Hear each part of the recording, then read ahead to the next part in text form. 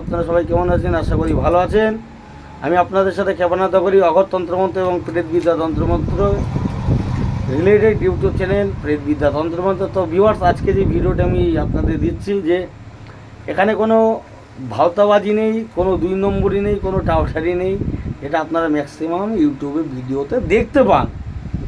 আজকে যে আমি থালা পরোটা দিয়েছি দেখতে পাচ্ছেন, যেখানে একটি ভদ্রমহিলা বসে আছেন এবং তার পিঠে আমি থালা পরা দিয়েছি, কারণ তার শরীরে বিষ আছে, অর্থাৎ কুকুর হয়তো কামড়েছে, যাকে বলে আলা বিষ লেগেছে। দেখুন, আপনি আর একটুখানি স্ট্রেট হয়ে বসুন, দেখুন তো থালাটা পড়ছে কি না। এই যে এখন নড়ছে, দেখেছেন ভিউয়ার্স?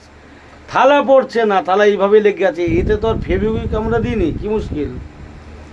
আমি ক্ষেপণাস্ত্র করি বলছি। দেখুন ভিউয়ার্স কীভাবে লেগে আছে, দেখুন থালাটা। ও তখনই পড়বে যখন এই বিষ পুরো থালা টেনে নেবে।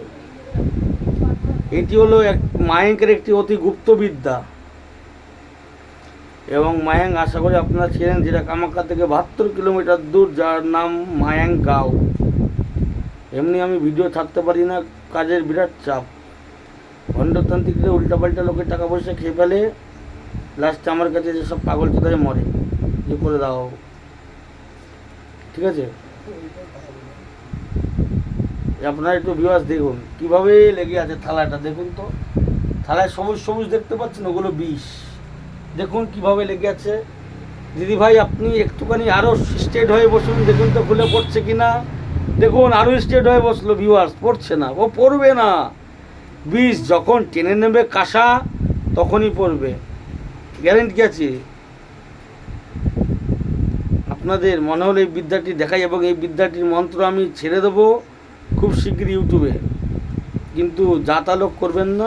এই যখন দেখলেন পড়ে গেল এতক্ষণ পরে, তার মানে বিষটা নেমে গেল। আজকের মতন এতটুকুই, দেখা হবে আবার আগামী পর্বে। ততক্ষণ ভালো থাকবেন, সুখে থাকবেন। নমস্কার, ধন্যবাদ।